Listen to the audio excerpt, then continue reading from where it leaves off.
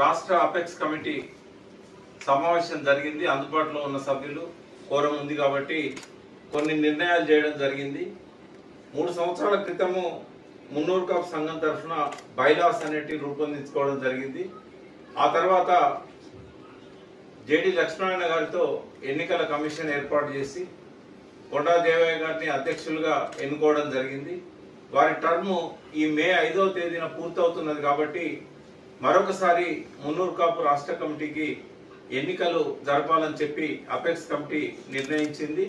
ఈ apex committee bylaws ప్రకారంగా బైలాస్లోని section 9 కింద రాష్ట్ర కమిటీ నిర్మాణాన్ని అపెక్స్ కమిటీ ఆధ్వర్యంలో ఎన్నికల కమిషన్ ఏర్పడి దీన్ని నిర్వహించాలని చెప్పి బైలాస్ లో రాసుకున్నాం. అదేవిధంగా ఇందులో ఉన్న 17వ నిబంధన ప్రకారం ఎన్నికల కమిషన్ కూడా నియమించేది అపెక్స్ కమిటీనే. సో మరొకసారి జేడి లక్ష్మణ గారిని రిక్వెస్ట్ చేయడం జరిగింది. వారి ఆధ్వర్యంలో గౌరవ ఇన్కమ్ ట్యాక్స్ ఆఫీసర్ గా రిటైర్డ్ అయిన మంగబాబు గారు, అదేవిధంగా అర్రా నాగేంద్ర బాబు గారు అంటే జాయింట్ కలెక్టర్ గా రిటైర్ అయిన తెలంగాణ బిడ్డ, అంటే ఈ ముగ్గురితోని అపెక్స్ కమిటీ ఎన్నికల కమిషన్ వేయడం జరిగింది. ఎందుకంటే ఈ 17వ నిబంధనలో ఎన్నికల కమిషన్ ముగ్గురితో ఉంటుందని చెప్పడం జరిగింది.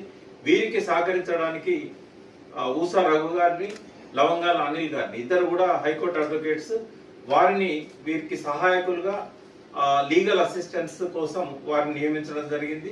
వీరి ఆధ్వర్యంలో ఈ ఎన్నికల ప్రక్రియ సజావుగా జరుగుతుందని చెప్పి అపెక్స్ కమిటీ భావిస్తున్నది. సో ఈ రాబోయే ఒక నెల రోజుల కాలంలో ఎన్నికల కమిషన్ తన సభ్యత్వ లిస్టులు అన్ని కూడా తెప్పించుకొని ఎన్నికల నోటిఫికేషన్ ఇస్తుంది.